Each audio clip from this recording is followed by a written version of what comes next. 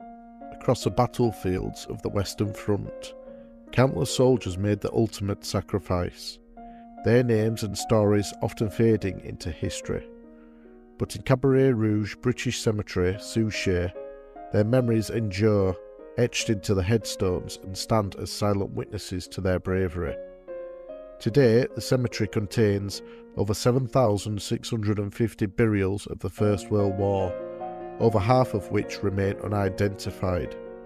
In this video, we uncover the stories of 3 men buried here. Before we begin, I am visiting the Somme battlefield soon. If you have a family member who served or is buried here, I would love to hear their story and maybe even share it on the channel. If you'd like me to visit their grave or the battlefield where they served and possibly share their story here on the channel, please drop a comment below. I can't promise I'll be able to visit every site, but I'll do my very best. Join me as we honour these fallen soldiers and keep their memories alive. Donald Brown was born in 1892 in Portsmouth, Hampshire, and by the 1910s he was living in Accrington, Lancashire. He was the son of John and Alice Brown. Before military service, Donald Brown worked for the Lancashire and Yorkshire Railway Company. He was employed in the Chief Engineer's Department at Accrington as a plate layer, a railway worker responsible for laying and maintaining the track. In World War I, he served with the Coldstream Guards and on the 26th of November 1914 landed in France.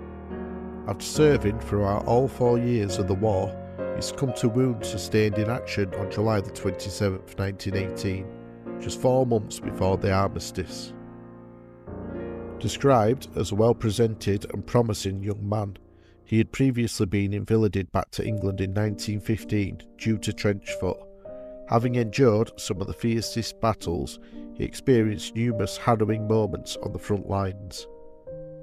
Before enlisting, he was actively involved with the Triumph Lodge of the Independent Order of Good Templars, and his name is honoured on the Roll of Honour at Union Street Wesleyan Sunday School.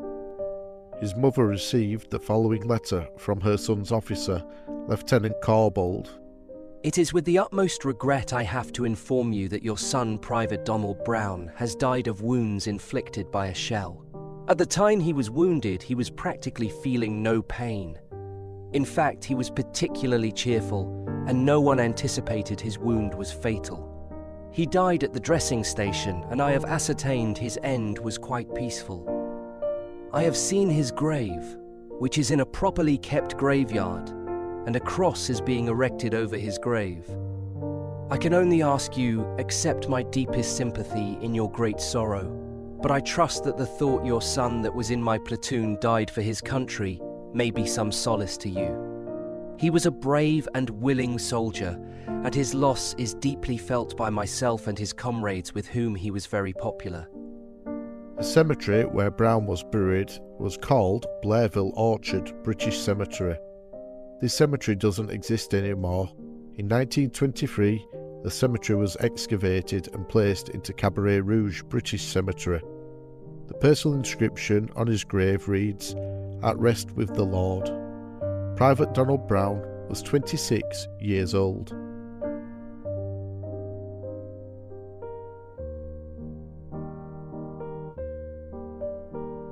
John McClelland was born in 1894 in Londonderry, Ireland, the son of John and Sarah McClelland.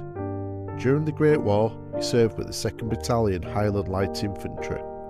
In 1916, his battalion was stationed in the trenches around Souchez. On July 1st, 1916, the Battle of the Somme began, marking one of the deadliest days in military history. Though Somme was a primary focus, other areas of the battlefield also witnessed heavy fighting. The 2nd Battalion endured relentless enemy shelling and trench mortar fire, suffering significant casualties. The battalion's dressing station was hit, causing severe injuries to the doctors and orderlies and wounded soldiers inside. Some were buried under debris, while others were killed instantly.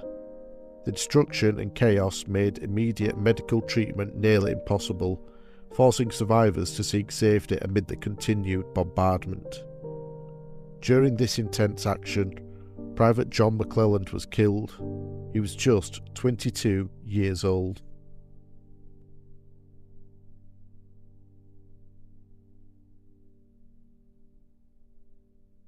Reginald Stone was born in 1891 in Colton, Norfolk, the son of Henry and Eliza Stone.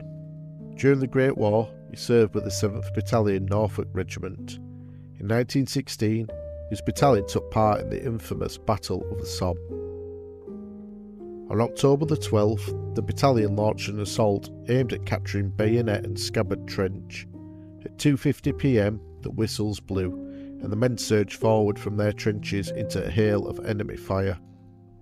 After advancing just 50 yards, they were met with devastating machine gun fire from both flanks and the front. Despite the withering fire, they pressed on, only to become entangled in barbed wire before reaching the German lines. Trapped and exposed, their advance ground to a halt. Seeking whatever cover they could find in shell holes, the soldiers returned fire, targeting German troops who stood defiant in their trenches, shouting taunts. As darkness fell, a second attempt was made to advance, but it too was unsuccessful. With no other option, survivors were forced to crawl back to their original positions under the cover of night. During the chaos, Private Reginald Stone was wounded and declared missing. Thanks to modern technology, we now know exactly where his body was found and exhumed, near Luzon Trench, beyond Bayonet and Scabbard Trench. This discovery raises more questions than answers. Did Stone manage to push that far during the battle, or was he captured and later died of his wounds behind enemy lines? The truth remains a mystery. What is known is that Private Reginald Stone was reported killed in action that day. He was just 25 years old.